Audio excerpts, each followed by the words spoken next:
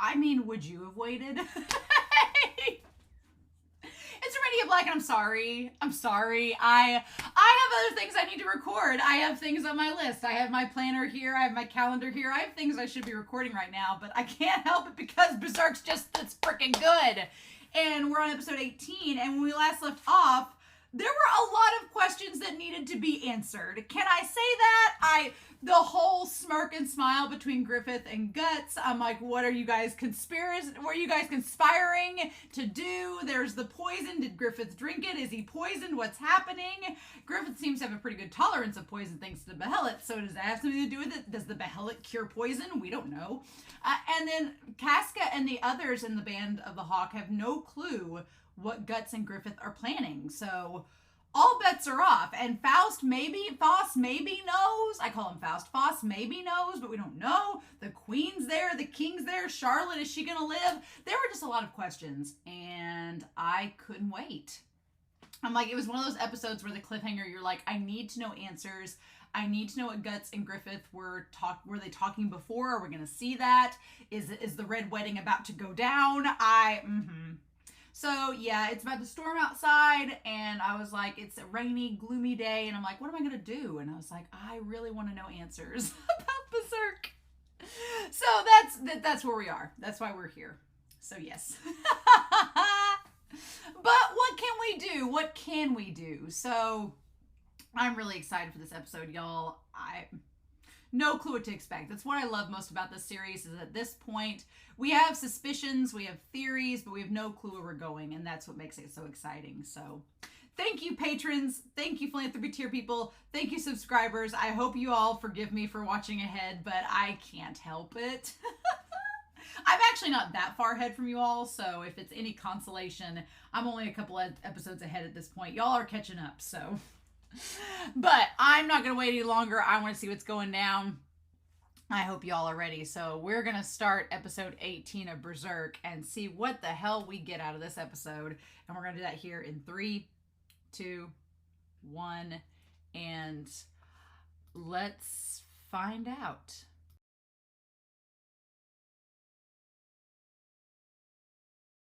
I love how I had all these elaborate plots of what was going to happen and this big massacre and like Red Wedding and all this. And in fact, the simple answer was that Griffith's like, no, I'm going to gather up all of my haters in a corner and burn them alive.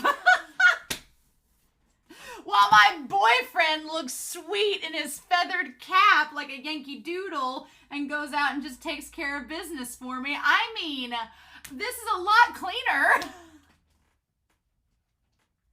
I don't know what I was expecting. Well, I mean, you all know what I was expecting. I went on for like 40 minutes last episode talking about it. And no, the mangaka was like, we're going to do this actually pretty simply. And it's very concise. And it's fascinating. There's a lot of things. I don't know how long the discussion is going to be for this episode, because there's a lot of things that ironically, or not ironically, we've talked about in previous episodes and theorized would be the reason things would go down. And then they happen. But there is still a lot that is worth discussing, and I'm really excited to talk to y'all about it. But man, things that happened. The king did not get poisoned. No. And honestly, I think that it makes sense now. We were talking about last episode about, well, it'd be very inconvenient to poison the king and kill him now, because then Griffith wouldn't get the support, and then he wouldn't be able to be, you know, there's a chance, it's a gamble, there would be a chance that the people wouldn't support him, and then what does he do, you know? But in this case, the king was not harmed. Charlotte was not harmed. It was just the queen and her merry men that were conspiring against him. Who knew? And that's it. Let's say something about Griffith, I guess, right off the bat, because this episode points out some interesting things about him, and they are things that I've kind of taken for granted and maybe pushed to the wayside, because the thing of it is, we know Griffith is the antagonist at the very beginning of this series. We know that him and Guts have a falling out. He's the antagonist. What do we do about that? So how did they get to this point? And at this point, I think by the end of this episode, we might be able to see the beginnings of that start to come, but we'll see. But I think we take for granted that even though Griffith is meant to be the antagonist, or at least I've taken for granted, the idea that if you support Griffith, then you are an ally. And another thing with Griffith is if you are of use, he will use you. So there's that, right? But if you are a threat,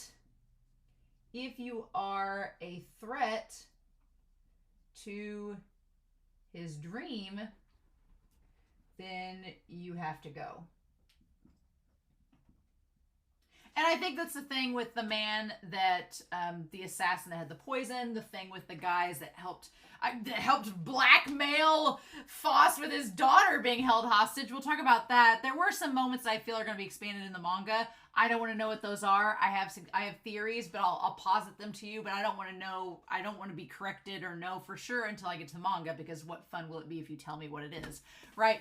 So, but I do think it's interesting that you have the assassin with the poison and you have the guys that blackmailed Foss with his daughter.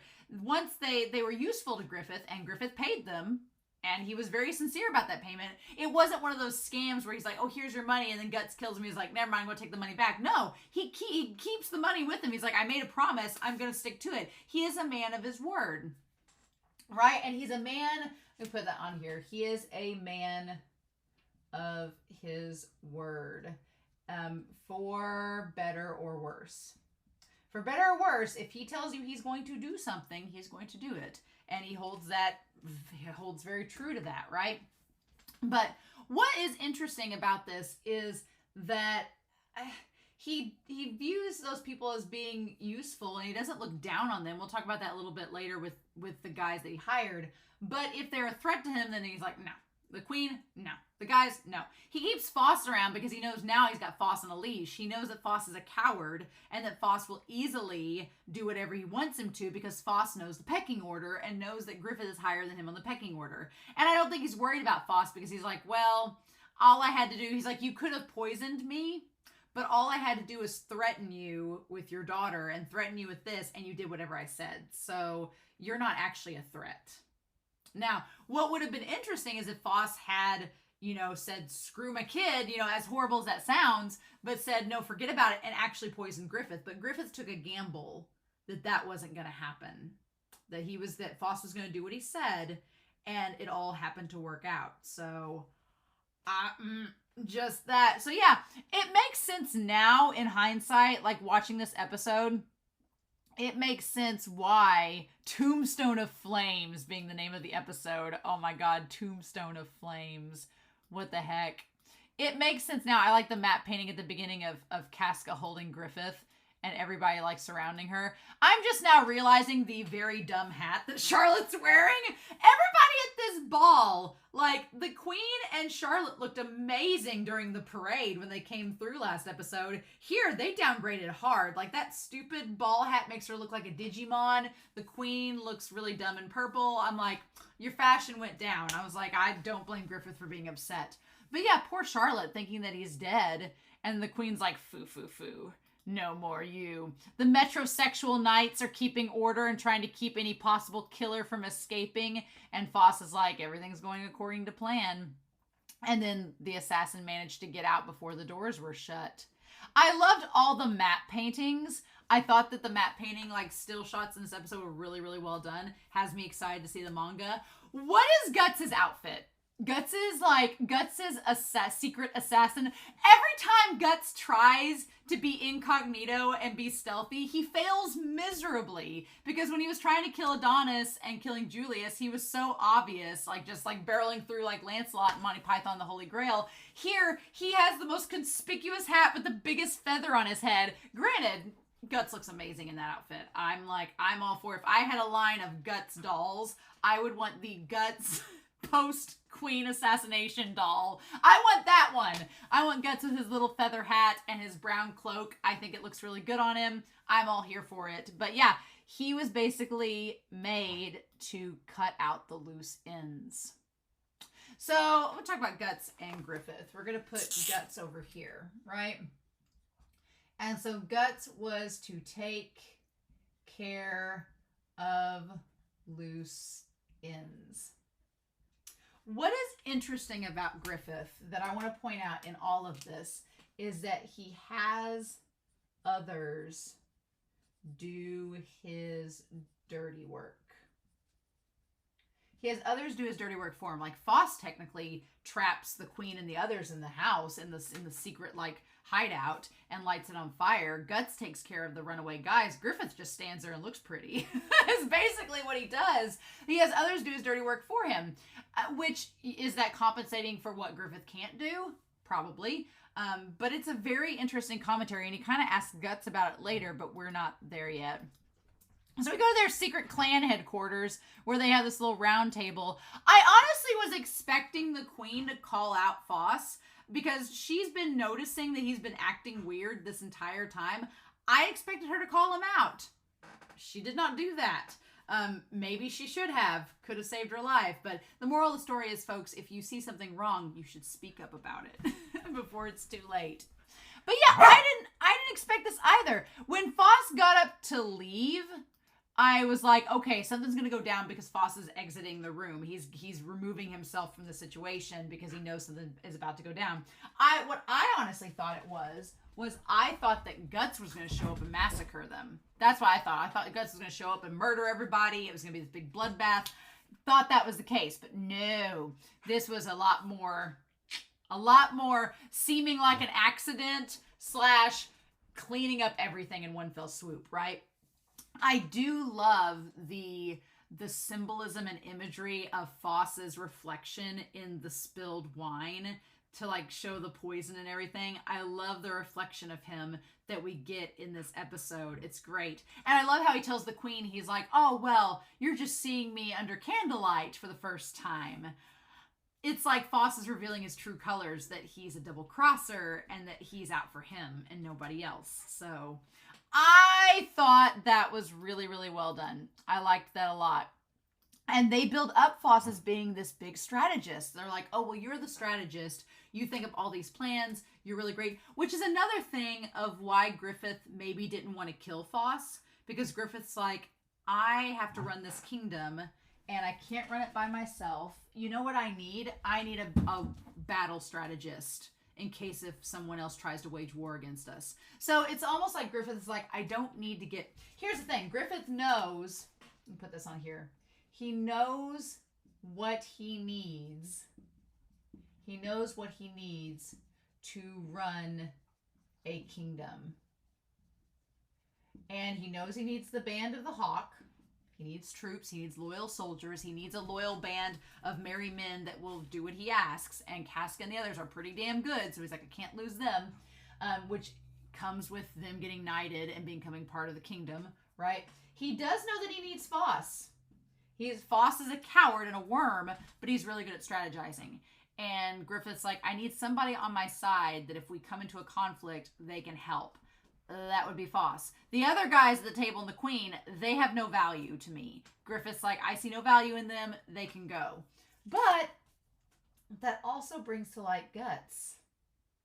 Griffith has used Guts a lot to help him. He has really used Guts a lot. And he asks Guts if Guts is okay with that. And Guts, at the end of this episode, when we get to it, we'll talk about it more. But he was like, sure, yeah, I'm fine with it. And Guts is like, When Griffith finds out that Guts has left, which seems to be the case for next episode, I don't think that Griffith is going to be okay with it. I wondered if he would be. Last episode was like, oh, after this, round Guts, I'm going to let you go.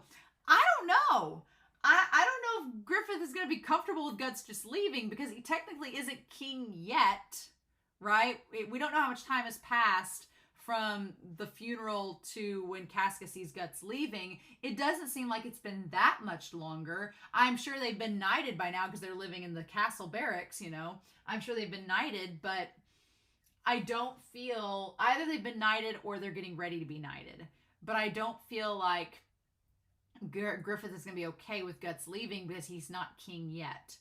And I don't know. I feel like Guts believes that his job here is done. He's basically secured Griffith's kingship, Griffith's place on the throne. He's like, I got rid of everybody that would have opposed you in court. All the major players are gone. We don't have any enemies on the battlefield. He's like, I could sit around until you become king, but then I gotta watch you make out with that Charlotte girl, and I don't want to do that. So he's like, I'm just gonna leave. But I have a feeling that Griffith's not gonna be okay with that. I feel like Griffith's gonna be like, no, I told you when you were going to die. I said you weren't gonna die until I said so. You don't get out of the contract when I still need you. And that's going to be interesting because this episode, they're like best buddies. Everything's great. They're like holding hands as they walk away after killing those bandits. But I don't think that's going to be short-lived. I think Griffith's going to be like, okay, you want to go? Then you fight me. And you can leave if you beat me. I don't know. I feel like Griffith is going to be like, no. You don't get to go until I say so. And I feel like it's going to cause a conflict and they're going to fight each other. And it's going to be a parallel going back to when they first found each other, right? I don't know. But I feel like I don't know if Guts is going to get away or if Casca and the others are going to show up and be like, don't leave, Guts. And then Griffith shows up and it's a big thing. I guess we'll find out next episode. But that's just my theory. But we'll touch base some more on that. But I feel like it's going to create a conflict. Now, will the conflict be the one where is Guts going to lose his arm? Is that what's going to cause? I don't think so. No. I don't think Guts is going to lose his arm in a skirmish in the next episode or so. Because I don't think Griffith would. Because Griffith still needs him. So he's not going to cut off his arm if he still needs him. We'll talk about it at the end of the episode. But we got to get through this first. So yeah, and then Foss excuses himself and he's like, shit, I gotta get out of here, and start this fire so that I can do my part of the deal for Griffith or whatever. So yeah, so the Queen and the Round Table, they talk about basically, it's your stereotypical, like, we are of noble blood. We can't be having the commoner soldiers getting any ideas that they can rise through the ranks. Otherwise it would threaten our superiority and threaten the money that we've made. So it's like that tale as old as time, the elitists being afraid of other people having equal wealth as them. Tale as old as time, song as old as rhyme. But it helps to cement the fact that they were not going to align with Griffith's views. They had to go. What I like about it is that we get to see the Queen for a brief second. She talks about like how she didn't approve of Griffith, and we see Charlotte giving Griffith the little toy. And we see the Queen being like, no, I'm not going to have my daughter marry someone of common blood. Even though he's the hottest guy in the kingdom, let's be real, and super smart and savvy and probably one of the most intelligent people, like, Griffith has all of these qualities, bar the murder streak, and bar his vileness, right? Vileness, we'll talk about it in a second. But Griffith has a lot of really good qualities, and the Queen sees none of them. The moment she finds out he's not noble, she's like, nope, you're not worthy of my daughter. And I'm like, what? And so that whole prejudice that she has against him, if she didn't go, then Griffith wasn't going to become king because she wasn't going to let that happen. So Griffith's like, my hands are tied. Now, I want to say, the part where the smoke started rising up from the boards, let me tell you, I helped out in an event one year, and we were sitting on a platform. It was made of wood and had a sound system and everything. And the platform that we were sitting on started to get hot. Like, the wood was hot. There wasn't smoke or anything, but the wood was warm. Like, if you put your hand on the wood where your feet were, it was warm on this platform. And we were like, what the heck? So we had an electrician come in, and he, like, looked under the platform, and there was wiring. It was like we were on the first floor of a structure, and there was like 3 floors below, and he went to the floor below us and was like, oh yeah, the electrical wiring box is about to go haywire. If we don't fix this whole platform is going to catch on fire. So I'm not gonna lie, when the smoke started to come through the boards, I was like, oh, this is like a feeling of deja vu. I've been here. I was like, oh no, because yeah, luckily they fixed the wiring, and the wood we were standing on did not catch on fire. We did not suffer the same fate as the nobleman and the Queen, but it was a very weird moment of being like, oh, I know exactly what this is leading to. And Foss, he knocked the door in and then started the fire. So as soon as they opened the door up, the fire burst in. It is amazing, like that whole sequence, and then her looking down, and there's Griffith standing there. And the moment that Griffith undoes his hair tie and lets his beautiful locks down, it's almost like Griffith's like, I'm done being a nobleman. Now here's who I really am. I'm Griffith of the White Hawks, and I'm going to be king Bye. Like, it's such a badass move. I freaking love it. Love that move. And that queen just being like, how dare you? And he's like, yeah, I paid off the doctor to say that I'm dead. That didn't happen. And he said, what's interesting to me is I thought he didn't drink the poison, but he drank a potion with henbane, which can induce a brief comatose state. Kind of like it's basically a roofie, is what it sounds like. And that he basically knocked himself out. And he's like, an overdose could have killed me, but it was worth risking it since I was able to trap you in one fell swoop. That says something too, that Griffith is willing to make gambles. Griffith is willing to make a gamble. And we've seen that about his character all throughout the series, but he's willing to make a gamble if he knows he has good odds. And he's like, yeah, there's a chance I may die, but it's a low chance. But there's a high chance I'm going to trap you all in one building after it's all said and done, and I can just wipe you out now and not have to involve any civilians, not having to involve the king and Charlotte who support him, so he wants to keep them safe, not having to involve... That's the thing that's crazy about this plan. It was so clean. Like, really, Griffith had this all planned out to where Guts did, like, the manual labor of taking out the assassins, things like that would require some grunt work.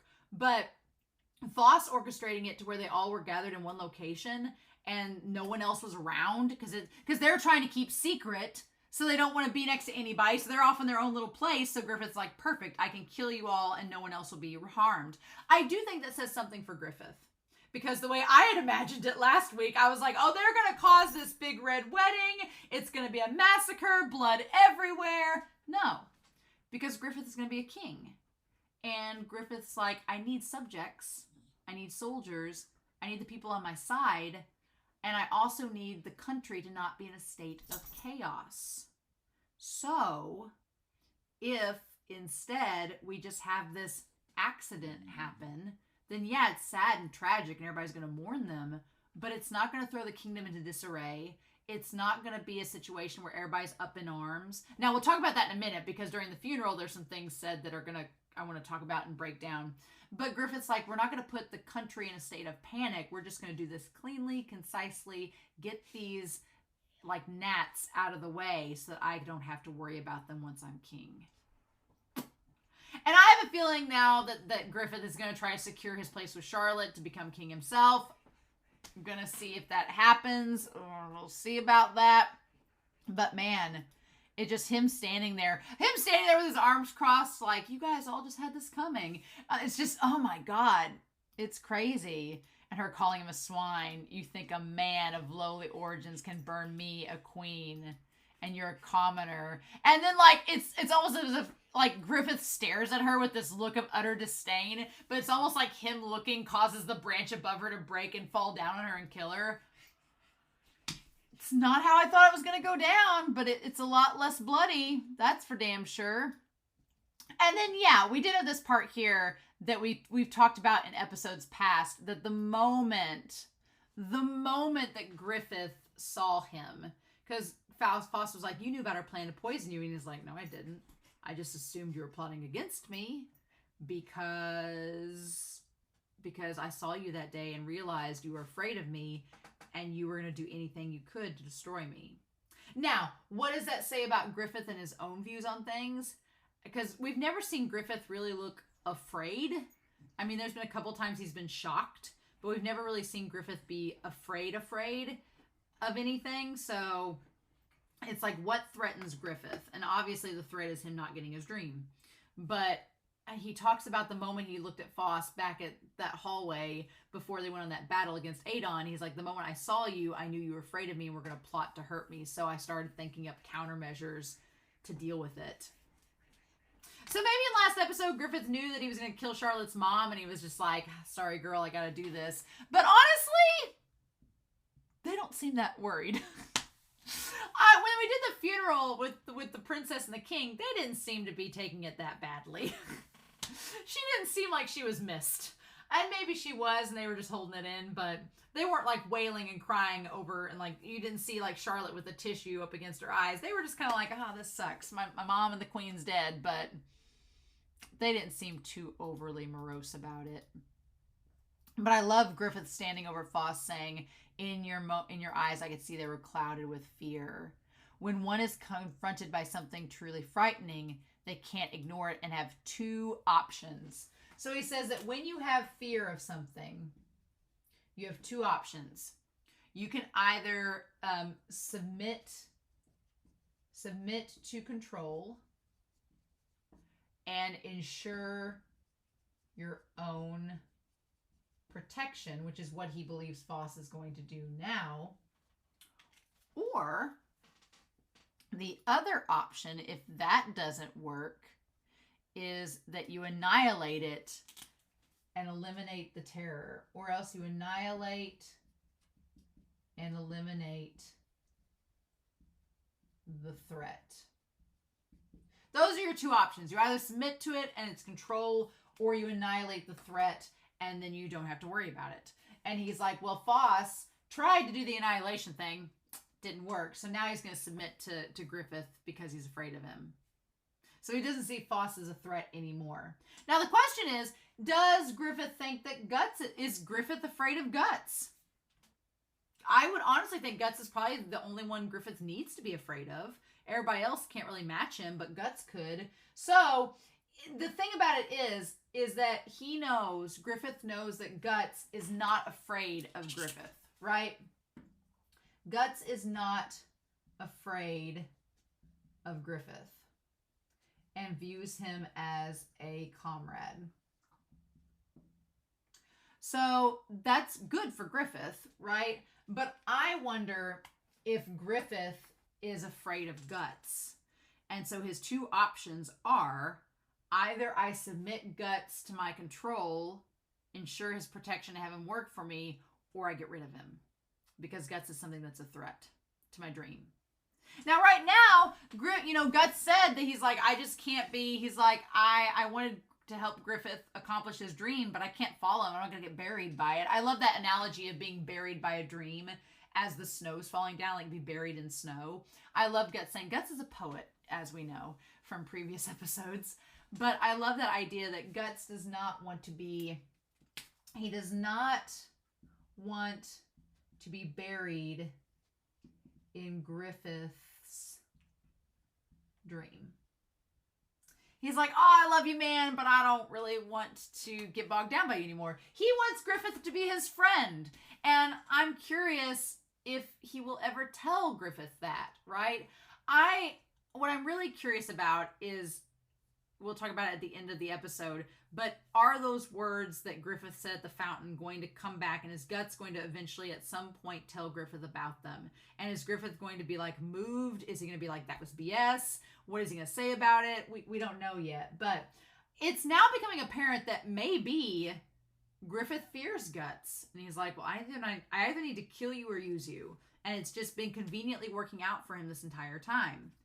But now that Guts is leaving, I'm questioning whether Griffith is going to really let him go. If he's going to be like, oh, well, wait, actually, I don't want you to go because I'm not king yet. I might need you. And you kind of do whatever I want without viewing me as a threat, right? Because everybody else, Foss, the bandits, the assassin, they've all viewed Griffith as a threat. They've just kind of complied because Griffith has the high ground. Guts has been like literally one of the only people who helps Griffith because Guts wants to. He's not afraid of Griffith. He doesn't view him as a threat. He just wants to help him because he's like, hey, bro, what's up? And Griffith is kind of like, we don't meet people like that every now and then. So the idea of Guts just leaving, Griffith's like, wait a minute, I may never meet somebody that's as loyal as you, with the exception of Casca, but Casca has her limits. You don't. So it's interesting, right? And they have this conversation with Foss. I love the symbolism and the picture of Foss bowing almost. It looks like he's bowing to Griffith and he's in Griffith's shadow. Such a good image. It's so good. I freaking love it. And then he just tears up the contract. It's interesting he made Foss sign a contract in blood, and then he just tears up in front of him like, well, that was fun. I'm glad you shed blood and did all this, but bye. Your family's safe now. I just needed to use you. Bye. It's fascinating. And so, yeah, then he goes back to his house and is reunited with his family and the assassins. What's interesting here is that they snatched the daughter. This was the one moment I feel like is elaborated in the manga. I don't know if it's going to be true or not, but I'm just putting a mental pin in my head being like, I feel like this is a scene that's going to be elaborated in the manga. Could be.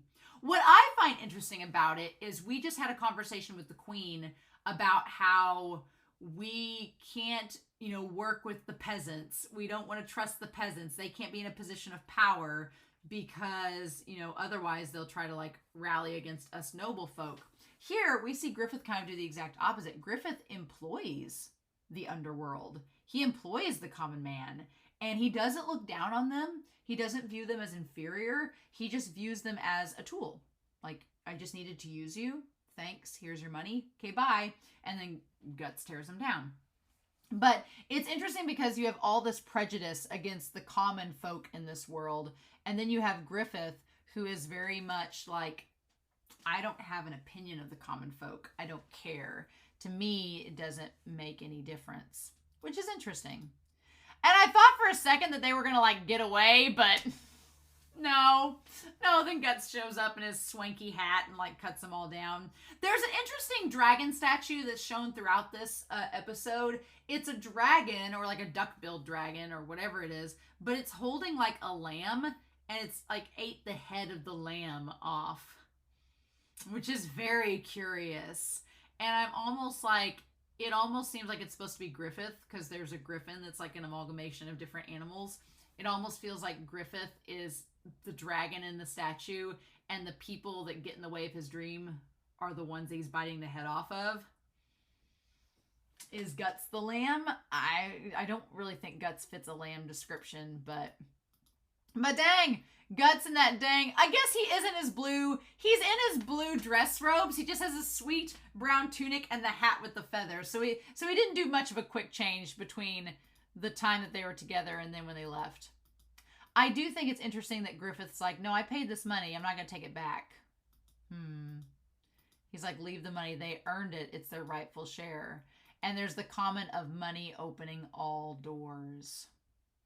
That like, you can get all sorts of help if you pay them. You can make people do all sorts of things if you pay them. And money also corrupts. So it's a double-edged sword, right? But they're basically going back. And then we have this conversation between Guts and Griffith, right? And so he asks about, he says, is it safe to let that man go? And they're talking about Foss at the end of the river there. And Guts is like, well, he learned his lesson after today's events. Like, Foss ain't gonna try to do anything against Griffith, because he knows Griffith has eyes and ears in places, and that he's not to be trifled with. So Griffith's like, nah, he's not a problem right now. And Guts says, maybe. And he's like, maybe. If something happens, I'll take care of it when the time comes. That's the line. Okay. I was talking about earlier of why I don't think Griffith's going to let Guts go. He says, I'll take care of it when the time comes. That's the thing. Griffith has all these plans in place to become king, and he's plotted everything out. And throughout this series, we have said many times that Griffith has made his plans around the fact that Guts is there. Casca knows it. Other Judo, I think, knows it. But they know that he organized his plans around Guts. At least Casca knows. And so the thing of it is, without Guts, who's Griffith's right-hand man? Casca? I don't think Griffith trusts her enough to, like, put her in charge of different things. He didn't trust her to know this mission because he knew that she was Here's the thing. We can talk all day long about Guts and Griffith's relationship and how homoerotic it can be and how they're like soulmates, and I'm fully on that bandwagon. But at the end of the day, Guts is not, he wants to protect Griffith, but he's not swooning over Griffith. He's not being emotionally compromised by Griffith. He just wants to help him and do what he can for him and be his friend, right? Casca is emotionally compromised around Griffith, and I think her reaction at the end of the last episode is pretty indicative of it. So Griffith can't trust her with the same tasks that he can trust Guts. And him saying, if something happens, I'll take care of it, is code for, if something else happens, I'll have you take care of it. 9 times out of 10, probably the case, right? And Gus is like, okay, but you can bet there's going to be another uproar about this. There's many dead bodies piling up in the Queens in one night. No one would imagine the man who was supposed to die was the one pulling the strings. And that's when Griffith says, do you find me vile? I love that line. Do you find me vile? And that goes back to the question of why would you save me? I love it. Because, again, it goes back to when Guts was questioning Griffith. He's like, why do you keep saving me? I'm no different than any of your other soldiers. Why do you take preference over me? And Griffith's like, well, do I need a reason? I just want to. And so he asks Guts, do you think that I'm vile? He's like, I've made you do all of these things for me. I've made you an accomplice. He's like, I never got my own hands dirty. I've left all these dangerous tasks to you. Do you think I'm a vile man? And I like Guts' response. He's like, pot calling the kettle black. He's like, I've killed hundreds of men. I've murdered people without you asking me to. You're asking me if you're vile? What about me? We're kind of in the same boat, you know? He's like, I didn't ask you to kill for me, but I've killed myself. He's like, so it's not really anything different to me. He's like, you're kind of late wondering, don't you think? And Griffith's like, oh, you're following this path so you can realize your dream, right? This is an interesting question. Guts asks him, you're just following this path to realize your dream, right? So he's asking him the question of saying that you have to do, you can't make an omelet without cracking a few eggs, right? He's like, you have to do this because of your dream. He's like, well, you're only doing all this because you have a dream to become king, and this is the only way, right? That is skirting around the question a little bit, because it's not answering, do you think I'm vile or not? Guts is suggesting, well, you know, you're just doing this because you have to for the sake of this dream, which is a good thing. So, I mean, it's not like you're just doing this for funsies, you know? The question is going to be later on, if Griffith gets his dream, is he still going to be doing acts like this? And what is Guts going to think about that? Because then the question is, you know, let's say Griffith has just been doing all of this to realize his dream. Once he realizes his dream, is he going to stop? That goes back to Zod's question, right? Zod said when his ambition crumbles, then he's going to destroy you. He's like, once he reaches his dream, then is he going to quit being vile? Because right now, Guts is like, oh, it's fine. He has to do this because it's the only way. But once he gets to a point where he doesn't need to be vile anymore, is he going to keep being vile? And what's Guts going to think about that? And Griffith kind of hints at that, but Guts doesn't really give him, like, he doesn't think that far ahead. He's like, so what are you talking about this now for? And Griffith's like, yeah, you're right. And he's like, let's go back, old buddy, old pal. A dead man shouldn't hang around here all night. He's like, you've kept Casca and the others from worrying too much. Like, ha, ha, ha, let's just run off together and it's fine. It's like this wholesome end when there's like bodies dead everywhere surrounding them. And Griffith doesn't really dwell too much on the question after that, but is Griffith a vile man? That is the question. And we're going to have to find out where this series takes us to answer that question, right? And the answer is probably much more complicated than we think. But then Guts says this. He says, did you know, since you didn't know since you were dead, but Casca wore a dress? And Griffith's like, oh, really? And he's like, it was a sight worth seeing. Guts talking up Casca. Talking up Casca. And then they go back to the house, right? And Griffith walks in. Casca has the reaction you think she's going to. And Griffith is like, I'm not interested in you, but okay. Like, Griffith does the very not heterosexual... Okay, cool. He does the hug pat where he just pats being like, I'm not into you, but I'm glad you're happy. I'm okay. Thanks.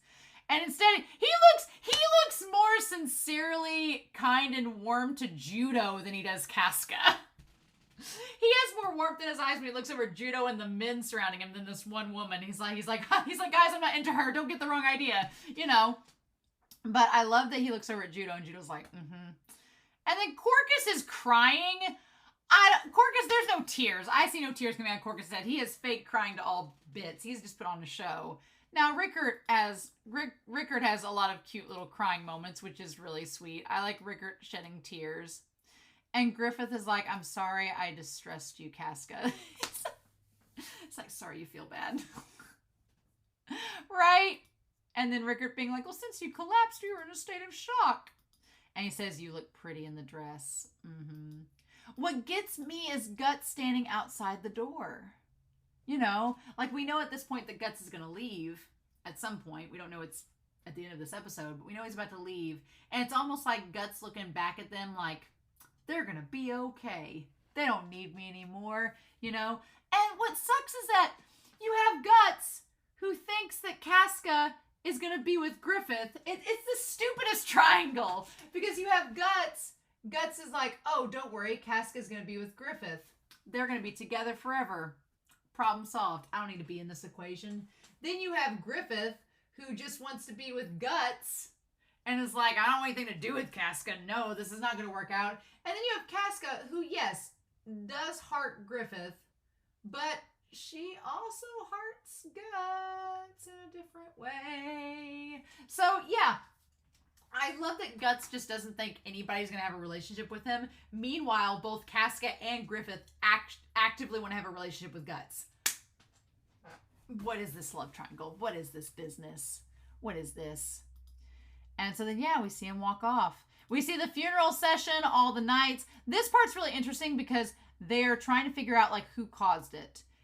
Was it, you know, they just signed an armistice, like a peace treaty, and then the queen and all these noblemen die. So there's the question of, was it the Tudor Empire? Was it a third party? They're like, well, we just signed a peace treaty, so the Tudor Empire wouldn't just, you know, immediately fight back against us. That seems odd. It seems like it would put all that in jeopardy. Was it a third party? So it's kind of like bringing up, like, who are they going to blame for this? Because it's not just an accident. I think all the noblemen and the knights know well enough that it's not just a coincidental accident that all these royal officials were gathered in one location and wiped out. They're going to think it was an attack. So it's going to be interesting to see in the story who gets pinned the blame. Are they going to pin it on another country? Are they going to fight the Tudors again? What's Griffith going to do? What's the king going to do? That's a really good question. And I like that it's brought up during the funeral, like just as a side what everybody's talking about. It's interesting to deserve the long-awaited peace. But man, the balls on Griffith to show up at the funeral for the queen. He just shows up in his Sunday best like, yeah, I'm going to be here. The gall. The gall. And then, yeah, the Charlotte and the king are there. They don't look insanely sad that she's gone. And Griffith's just like, okay, one rung of the ladder is beneath me. Now I'm keeping on moving on, right? Keeping on moving on. I'm amazed at the snow already falling to show like this little passage of time. Like we had the autumn leaves a few months earlier. Now it's the snow.